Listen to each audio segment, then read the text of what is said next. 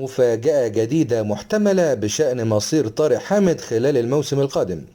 الإعلامي خالد الغندور نجم نادي الزمالك السابق تحدث عن مفاجأة بشأن مصير اللاعب طارق حامد لاعب خط وسط نادي اتحاد جدة السعودي، وذلك عقب الإعلان عن التعاقد مع اللاعب البرازيلي فابينو، حيث تحدثت تقارير إعلامية عن احتمالية كبيرة لرحيل طارق حامد الموسم القادم عن صفوف اتحاد جدة السعودي.